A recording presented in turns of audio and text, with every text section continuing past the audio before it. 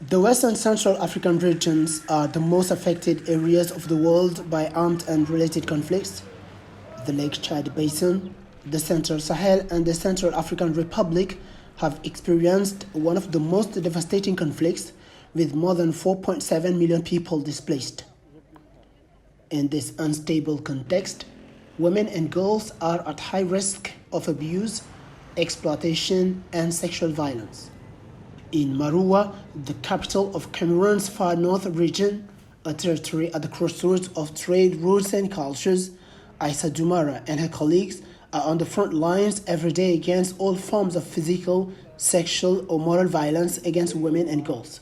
The first winner of the French Icon Simone Veil's Award on the fight against gender-based violence and early marriage, AVLF Aissa Doumara is the coordinator of the branch of the Association for the Fight Against Violence Against Women based in Maroua. Nous travaillons aussi bien dans les environnements ordinaires comme ceci et dans les We work in normal areas as well as in areas affected by the crisis like Boko Haram or other crises linked to climate change. Among women in these areas, there are some of them at the heart of the crisis, others who are forced to leave, refugees, those of the community, etc. These women need to get back their lost dignity. That's why the dignity kits we received in our organization are destined to these people to allow them to better be able to speak about gender-based violence. Because this dignity restoration process is also another way of fighting against gender-based violence. With the UNFPA, we have a lot of activities of prevention of gender-based violence and others. As a matter of fact, UNFPA supports us in the development of awareness-raising tools for their production and vulgarization. Et puis la vulgarisation de ces outils-là. Created in 1991, the ELVF more specifically addresses the violence associated with early and forced marriages and their consequences, underscoring early or unwanted pregnancies at high risk, and women's economic dependence. In this regard, it benefits from the multifaceted support of the UNFPA, the United Nations Population Fund. L'accompagnement qu'il nous offre, c'est centré sur le relèvement des espaces de prise en charge. They mostly support us in the organization and quality improvement of our safe spaces. As an organization fighting against gender-based violence, we have specific structures that welcome vulnerable women, victims of that phenomenon.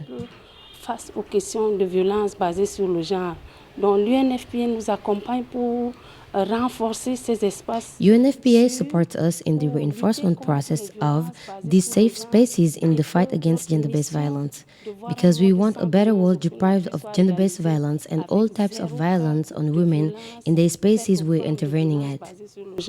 Dans tous les espaces où nous intervenons.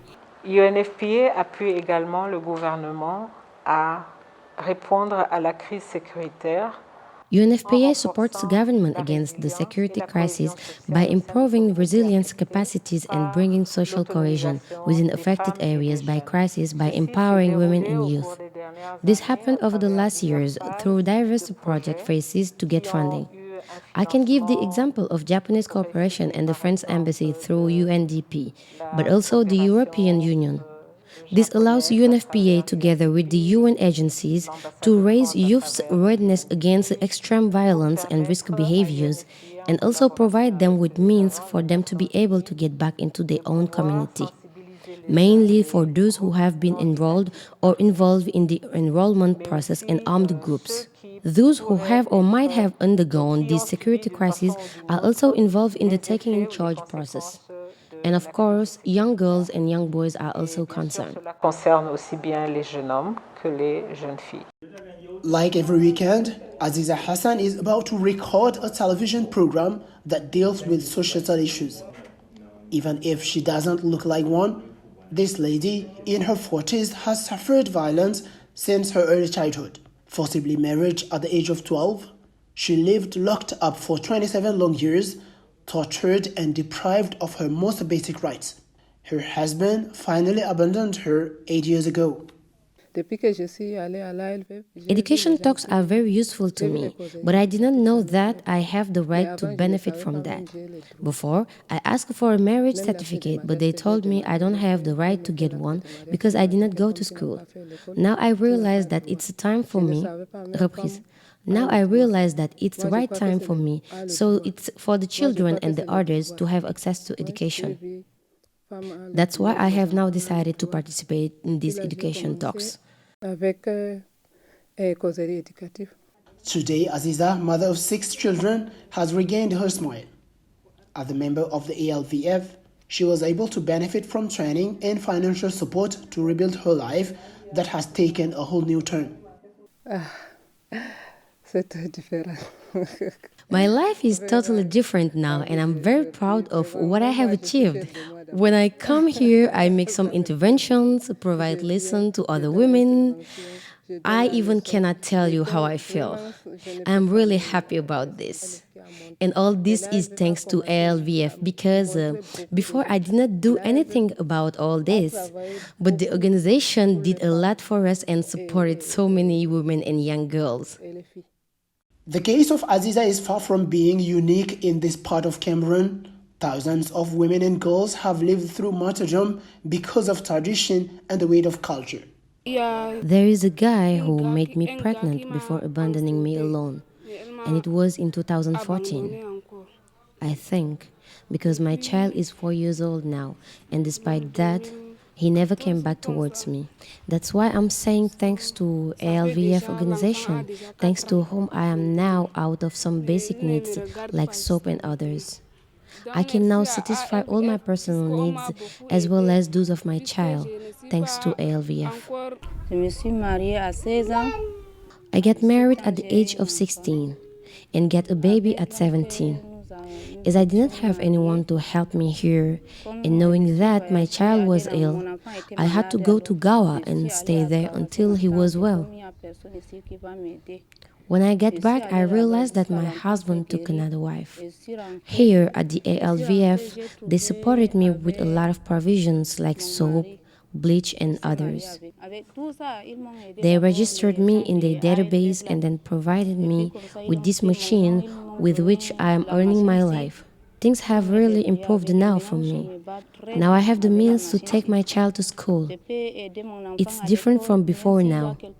Even when someone gets problems here, I can provide some help. Bintu Fimaya was able to count on the support of the ALVF and the UN system partners to regain her dignity she lost as a result of an obstetric fistula. This young lady, married at the age of 13, is settled with her family in Zamai, a site that hosts more than 4,000 people, mostly IDPs and former hostages from Boko Haram. My name is Bintu Kiama, 40 years old, and I come from Gudza. I had an obstetric fistula after a difficult pregnancy. After delivery, I was feeling a kind of belly ache and I couldn't retain my urines.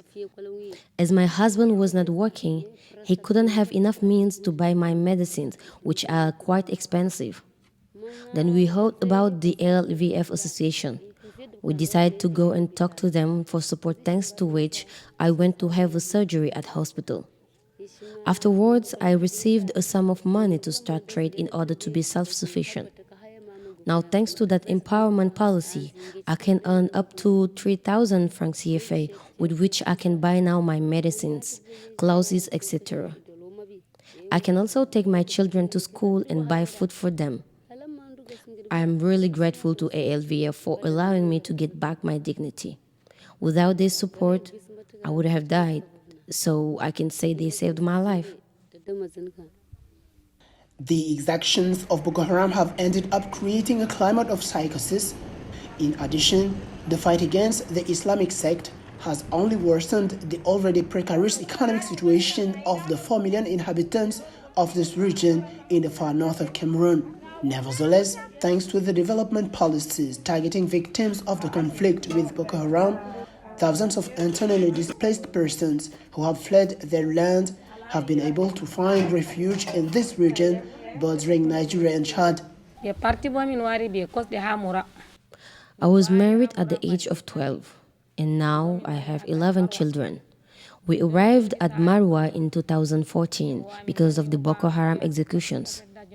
The latter kidnapped one of my children while we were running away, and another by the army. Until now, I have no news about them. I also lost the 2 others on the way, but I did not have any choice other than coming here at Marwa as a refugee with the rest of my family. When we arrived, they gave us this shelter. Afterwards, they oriented us towards the ALVF, who provided support to us. Now I'm running my little business through the funding I received from the ALVF. Here in Marwa, everything is okay, and my 6 children are now going to school and eat well. And all this is thanks to the money I'm earning from this commerce. Under escort of the BAR, the Rapid Intervention Battalion, an elite unit of the Cameroonian police, we go on the field to see the damage caused by the armed conflict in the region. In Kerawa, a locality in the Mayasava department on the border with Nigeria, the ALVF has deployed a series of initiatives and projects aimed at restoring the dignity of women while granting them some financial autonomy through multifaceted support. Because of my father, I suffered a lot of bullies because he wanted me to get married by force while I was in the class of first form. They even took a date for the wedding, but I didn't want to get married. And then I heard about the LVF project. I went to talk to the program managers who decided to help me. In so doing, I received some funding to start a sheep breed project, and I also went back to school thanks to LVF. The money I obtained allowed me to buy clothes and pay for my studies. I am now really autonomous, and I will not marry unless I feel myself ready for that.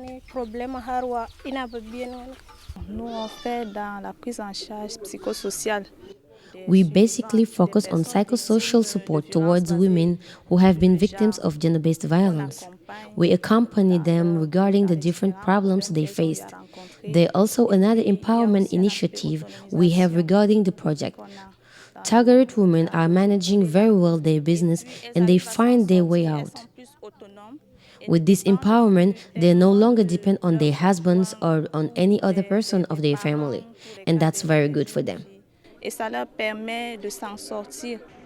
The violence linked to the armed group Boko Haram in the Lake Chad Basin had a devastating impact on food security and livelihoods.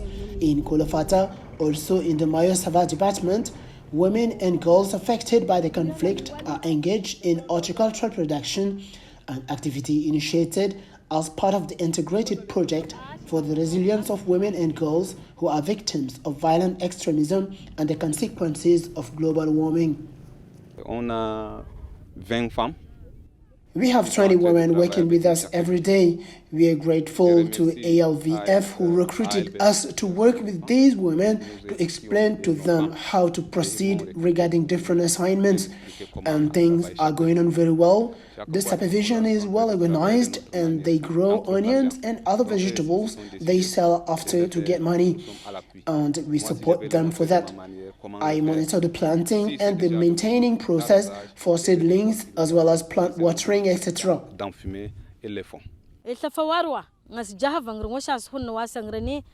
I decided to come to Kolofata because my husband used to beat me so much. One day I decided to run away and arrived here. I was penniless and at that time I didn't know what to do. I therefore decided to come here at Kolofata to meet ALVF and the UN Women organizations. They took me in charge and trained me in women's rights as well as on sexual and reproductive health together with other women. Afterwards, they asked me what I wanted to do and I told them I wanted to work in the onion sector. So they trained us on that to work on these fields. Now I'm really happy to do this kind of job.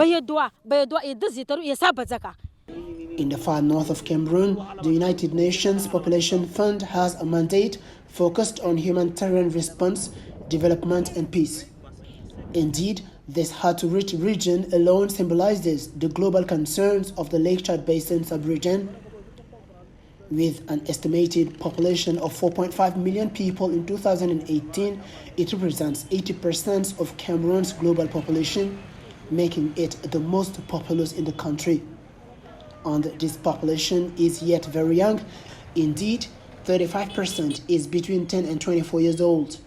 The implementation of the project entitled Youth and Stabilization of Communities Affected by the Security Crisis in the far north of Cameroon is therefore a response to many challenges affecting this important segment of the population.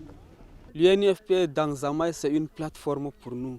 This UNFPA platform is really made for us, and it is not only through the UNDP or ALVF or other institutions or programs. I can even say that other organizations often come to copy what they do for us here because it is well done. They come here and check how things are going on. The UNFPA is really doing a good job here. L'objectif de ce projet, c'est d'abord maintenir la paix, la sécurité. The objective of this project is to maintain peace and security in the extreme north region, notably in the district of Koza, where we are currently. We started by activities regarding daily life affairs with 5 facilitators supported by 5 other monitors in the areas of Koza, Bejele and Gabwa. These facilitators conduct educational sessions on interesting themes with populations, like the fight against alcohol consumption or easy gain. They also teach them community health and voluntary work, as well as many others. Knowing that most of them are adolescents, the UNFPA accompanies us in this initiative as they help us implement this project by providing material and financial aid. Pour la réalisation de ce projet. In this center, we have places called the Gender Desk, where women victims of gender-based violence can come and tell their story, so that we can provide psychological support with our collaborators who are on the field. From that initiative, we receive the support from the development partners like the UNFPA to carry out adequately our activities. And these same efforts are also continued in the police stations as we are speaking about maintaining peace within communities. Initiatives such as the one underway in Yagua, not far from the border with Chad, aim to combat the persistence of certain cultural constraints that, among things, limit girls' access to education and school retention and women's access to employment and resources. Ces filles ont reçu These girls received the basic training on gender-based violence. That's why you see here these 2 directors who are women to speak about the importance of schooling for girls to avoid forced marriages. If there is a case, the victim knows where to go in order to denounce the practice. That's our objective. C'est ça notre objectif.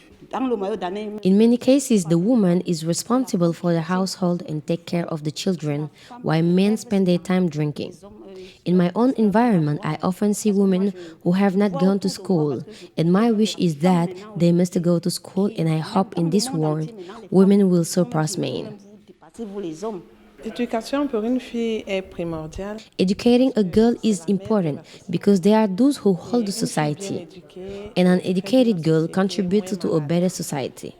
That's why educating a girl means to educate a whole country, like I said.